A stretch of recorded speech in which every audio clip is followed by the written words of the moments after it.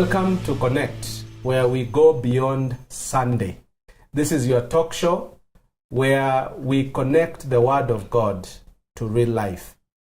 During the last episode, we introduced this topic of effective goal setting. And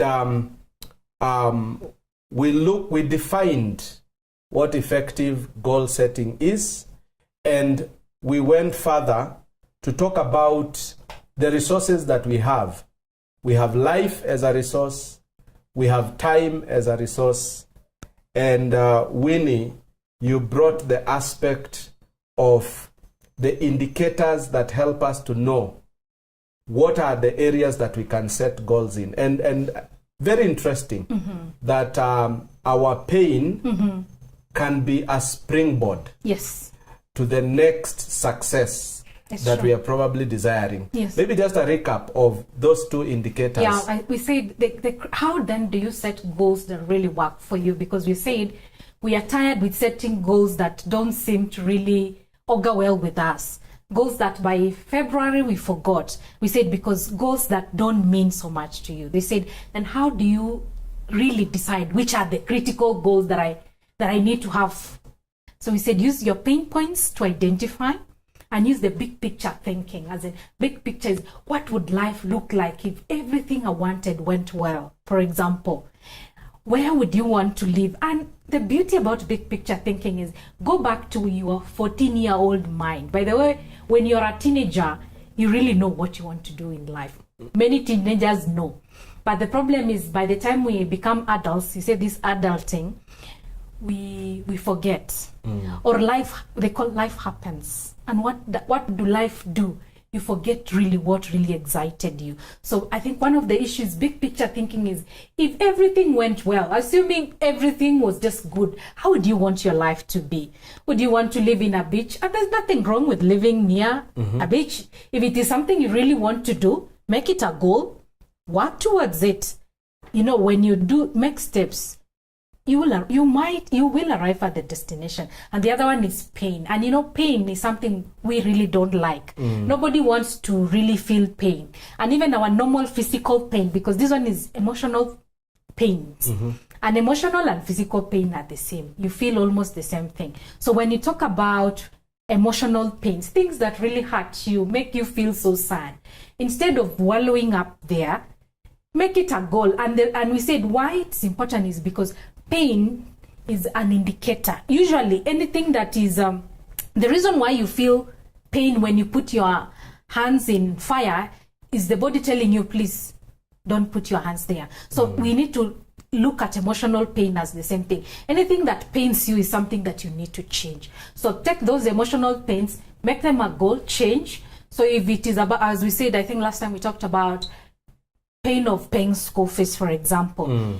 It's a challenge to you, it's giving you sleepless night. Why don't you turn this and say, this year I want to have this amount of money so that I can be able to pay school fees with ease. Then start working at it. You realize when you turn the pain into a goal, it looks like it's something workable. Good. So we are telling our viewers that don't allow your next pain, if at all, to be a source of depression. Let it be a pointer. Let it be a pointer. That something needs to be changed and worked on. Good. And use it as a springboard by setting a goal around the pain. Around that pain. So we want to go deeper today and look at the different areas that we need to set goals. And we will also go deeper by looking at then how do you effectively the practical bit of it. Sure. And they say it is easier said than done. Yeah, but we want to flip that and say that we can make it easier in terms of doing. Now that we are able to say it, we can actually make it easier in terms of doing yeah. by giving our viewers tips on how they can practically engage in turning around their pains into success, turning their pains into success, and also making good use of what God has given us in terms of the brain. The mind can visualize, the mind can imagine. And so making those exciting moments turn into tangible things that you can pursue in life. And you could be the next success story that we will be talking about. Sure. Yes, Win. So in life coaching, there's something we call wheel of life. As in, when as a coach, life actually should be balanced. Yeah? Actually, a successful life is not a life where you're very good in career and very poor at home. And you see, usually most people, even they say the geniuses of every time, because they spend too much time to be maybe a scientist, they usually forget family. But in life coaching, we believe life should be a balance. And in life coaching, there's a tool called Wheel of Life. I mean, it's a tool you can Google online. It gives you some areas of personal areas of life that you need to work on so that you become a balanced person.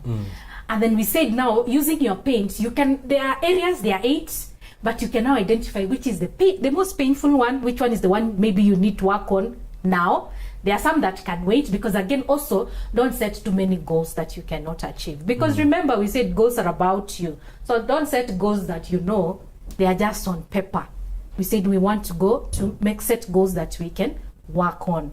So there are many areas, and their areas includes career, finance, health, family, romantic relationship. Because do we even set goals of really what do you want even in relationship? Because relationship is a very thorny issue. We struggle so much, but I think the reason we struggle so much is nobody really has a picture of really what do I really even want here.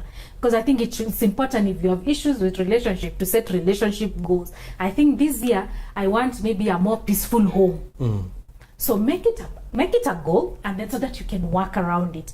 Then there's your spirituality. You should make it what do you want to see yourself, your spirituality.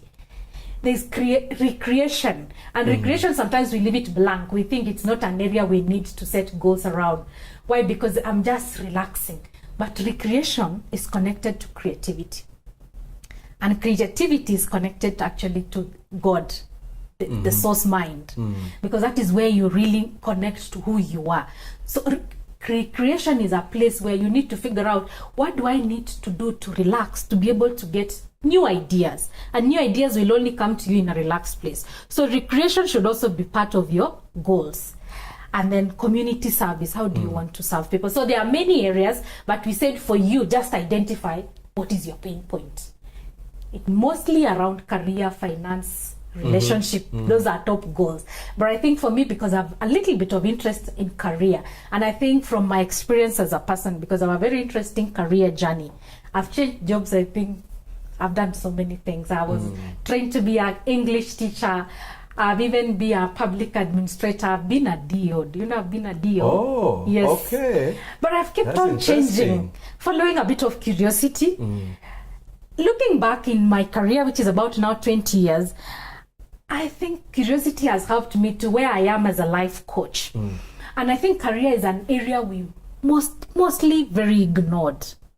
And for us as Christians, I think for us as Christians, when you think of career, you think about purpose, as we said last time, significance, purpose, mission, all of them are loaded in career. So choosing career, what are you doing? Does it help you feel significant? Are you feeling like you're of help to the world? When you sleep at night, do you feel you've done something significant? I think that question of significance is found in career.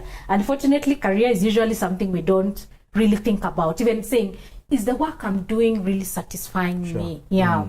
So career goals should be something. If it is, there's a pain inside, and usually it is a very interesting emptiness, you know, that emptiness, and usually it is very quiet, and it comes out very quietly. At teenage, you kind of know what you want to do, but as we said, by the time you are 20-something, life has happened. By the time you finish university, things went thick. Thankfully, by 40, there's something called midlife crisis. Yes, midlife crisis is related to this career goal. Especially, you'll be hit by midlife crisis if you're doing things that you feel are not significant to you, because by 40 you figure out, my God, I'm almost halfway through this life. Have I been doing You know, and the people who are 40 years plus, and I know I'm one of them. Yes. And I've been there. There's an emptiness. That an emptiness is more about work. Sometimes we try to fill it with relationship and struggle so much with relationship, people to love you, love people, but it is an emptiness about work and career. So I think even at whatever stage you are, I think career should be really something very big in everybody's personal goals, because it's about a question of significance. Yes, and you know, as a Christian, how do you relate your career to purpose, you know, to being fruitful? Because we said this life we are all given as a gift, as a resource. We also said that time is a resource, but we also said that there is purpose to life, that you're being fruitful for the kingdom. And many times Christians don't see that work or their career or their families is an area of demonstrating purpose in life. And so what you're talking about is very important to each one of us, even as Christians, to have that balance. Because sometimes Christians have been accused of being spiritual. You know, the focus is on Heaven. Prayer services, prayer time, fasting, going out for prayer, Very which good is things. very important. Very good Very important. But then, how do you set goals? And I think you have mentioned a number of areas, spiritual goals, where you are able to look at set goals to help you continue growing. You know, set some a quiet time. You're also able to fellowship with others. You are able to witness.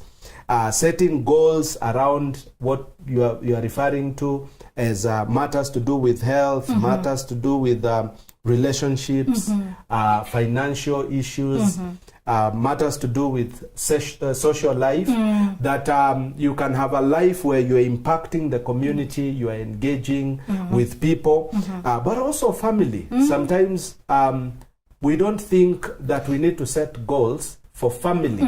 As a family, we can sit down looking at how do we grow together, setting goals around our spouses, our children, or even what do we want to see in the future. And I think that we were saying how to identify. I think the big picture thinking comes well with family.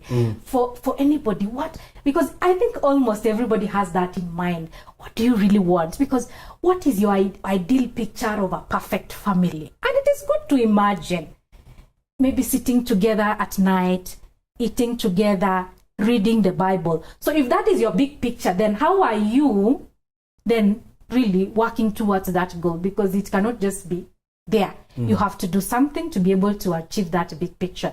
Do you want to see your children going to university? Then there are some things maybe you need to invest in your children's journey. Because if you have a career that is so busy that sometimes you don't have time for your children,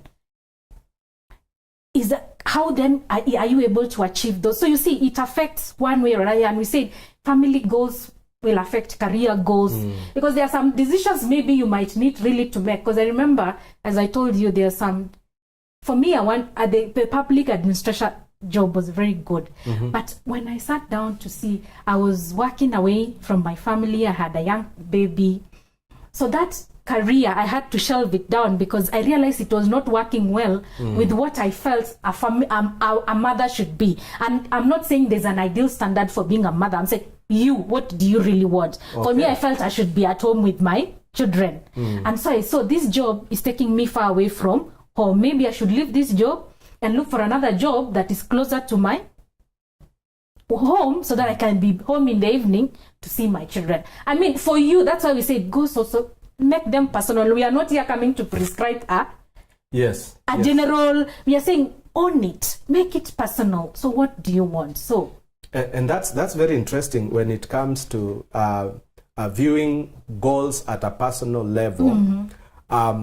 Somebody else would rather have a job and maybe sacrifice something else. Yeah, because there are some people who want to travel the world. Yeah, so you might need to choose maybe a career that takes you to travel around the world. Imagine there are some jobs you're paid to travel. Like if you are a pilot, if you love to travel, then those are some of the careers you need to to work with things that really work with what you like. I mean, this is your life. Yes. Run it your way, in a way that is exciting to you. So if you are looking for a career, so for people who want to stay home like me, maybe a career as a pilot might not work, because as a pilot, definitely you have to move from this city to that city. You will not definitely come home in the evening.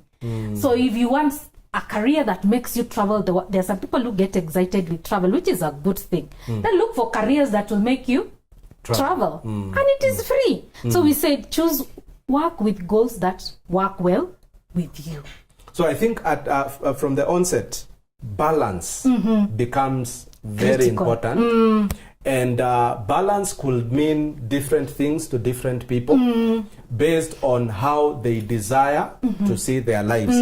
And so moving forward in terms of now making goal setting a practical engagement, there is a biblical principle that we draw from the book of Luke chapter 14 verse 28. It says, "For which one of you, when he wants to build a tower, does not first sit down and calculate the cost to see if he has enough to complete it? Otherwise, when he has laid a foundation and is not able to finish, all who observe it begin to ridicule him." And I'm thinking, goals cannot just hang in the air.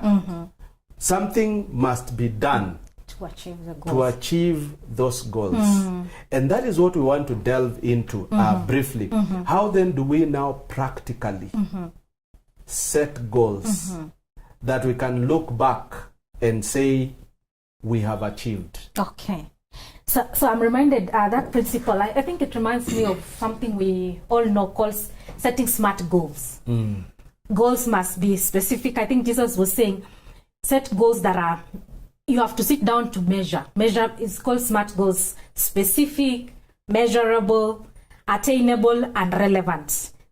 So Jesus was saying you have to sit down and measure. What do I really want? Because they say if you do things, then it will hang. People will come and say, that is foolishness. So SMART goals, so goals must be SMART. Specific, we said it has to be specific. It's promotion. And goals, one thing, when you're setting goals, always state goals in the positive. Don't say, I am setting a goal, I don't want to miss a promotion. Goals should be stated in positive. And actually, if you set it in positive, you realize it gives you energy. This year, I want to get to earn a promotion. Not, I don't want to be left out in the promotion. So goals must specific, and another thing stated in positive. And then it has to be measurable, as we said. It is something action. Now that is where it is attainable. So what are you going to do, for example, about our promotion? There are things you need to do. And I think going back to a little bit about human behavior, we talked about status quo, and we said human behavior works best in habits. Routine things are easily done. That's why we said most of us have a usual time of waking, even without an alarm clock. If it's 6, you wake up at 6. So you easily attain goals if you set actions that you can repeat every day. And psychology says if you want to set up new behavior, it takes you about 21 days of repeating the same thing to make it a habit.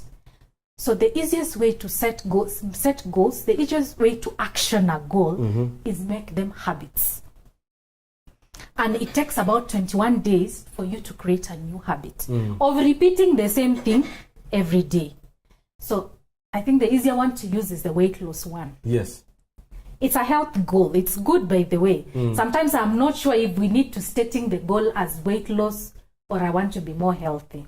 Maybe we don't know. But assuming all of us, because all of us want to lose some weight, the question is, how then do you really action the losing weight? Then you have to think of something that you can change into a habit that you can do every day. If it's going to the gym, and they say most gym membership, everybody who owns a gym, they say New Year, there are always new clients signing up. In fact, the people who go to the gym every day say, we can't wait for January pressure to go, because they know there are some people after January they will not come. But in January we are all of us in the gym because we have set goals for new things, but we fail on the way. So for you to build that habit of being a gym goer, if it is that's how you want to lose weight, 21 days every day. Every day. And they actually say if you can continue up to 90 days, now the body picks up. You know the way, do you know we all learned how to walk, Percy? Yes. It was learning. People actually had to, okay, you realize you could walk, so you had to cut the table, falling, people clapping for you until you learned how to walk. Talking. But sometimes as adults, we forget that all these things are habits that have to be built. So the easiest way to achieve a goal is make them habits. Then after, like now, do you even think of walking? No. You just start walking. You start walking because it's a habit. Your brain takes over. You don't need the energy to think of, how will I walk? Do I put the right foot? Who knows even which foot goes what? Because it's a habit. So the easiest way to achieve your goal, turn them into actions form them into habits. Then with that now, it is easier to keep on doing it. And with time, so if it is going to the gym towards being healthy, then be consistent, at least for 21 days. After 21 days, it will not be too hard. So borrowing from this spiritual principle that Jesus is sharing here about, the building of a tower being a goal, and I see Jesus is talking about evaluating our context. So we could set the same goal, but have very different contexts. And context will determine how far or how fast.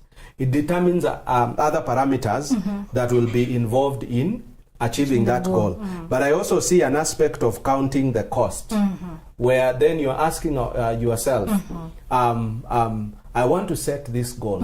What will it cost me? Yes. To be able to achieve this goal. And as you said, there are things we may need to do. There are others that we may need to sacrifice in order for us to be able to achieve the goals. But we also need to plan for contingencies, that along the way, there are some things that may come up that we do not have control over. And many people, when they get to that junction, they sacrifice their goals as opposed to trying to find ways of going around these contingencies that have come their way. And so for you to be consistent, then you have to be ready that there are some things that will come because, as you said, life happens. We don't have the privilege of knowing what the whole year will be like. But we have the privilege and the capacity to keep adjusting, keep changing along the way, but still focusing on the goal that we have set. Of course, the other thing that we need to look at is the requirements, because if I am going to set a certain goal, then I need to know what does this achieving this goal. What do I require to have? What do I require maybe to set aside? What are those requirements that I will need between setting the goal and attaining that goal? Now, we have set the goal. We have identified. It is specific, you say. It is measurable. It's attainable. It's attainable. It is relevant. It is relevant. It is personal. And there's timelines to it. And it is also time-bound. We have probably even put it on paper. So, what is next? You said action. And action. Habits. Habits, your behavior around it. Your behavior, it is actually behavior change around it. Around it. And I think I'd mentioned change habits around your goals. Because it's about you. So I said, if you want to lose weight, what are some of the habits you want? If it's a promotion, there are some things you need to do to be promoted. It just can't come. You have to be ready. And they say opportunities favors the ready. So you cannot say, they were waliniruka. No. You have to be ready for it. So action. So you have to, what habits do you need to change? And I think this reminds me of, again, another biblical principle in Proverbs chapter 6, verse 6. It says, go to the ant, you sluggard, consider its ways and be wise. It has no commander, no overseer or ruler, yet it stores its provisions in summer and gathers its food at harvest. Then it says, how long will you lie there, you sluggard?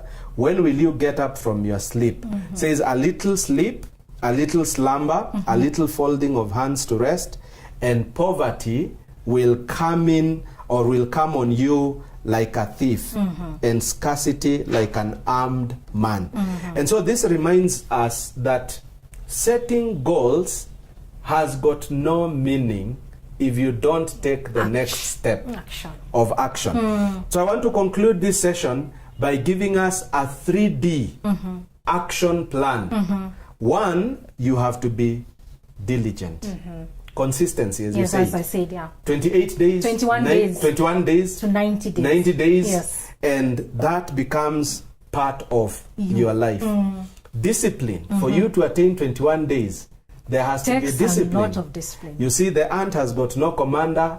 It has got nobody rings the bell in the morning. But I think it does what we say kujituma. In a jituma. Yes. You know, there is that discipline to keep doing. And finally, being deliberate. Yes. Being deliberate about your goal. What are your closing thoughts on this aspect of goals? I think the deliberate, really, you have to be intentionality. Be intentional. And we said, for me, I say, own the goals. When you own it, it's easier to run with it. If it is goals you borrowed from people or you copied or it's peer pressure, you can't go to February.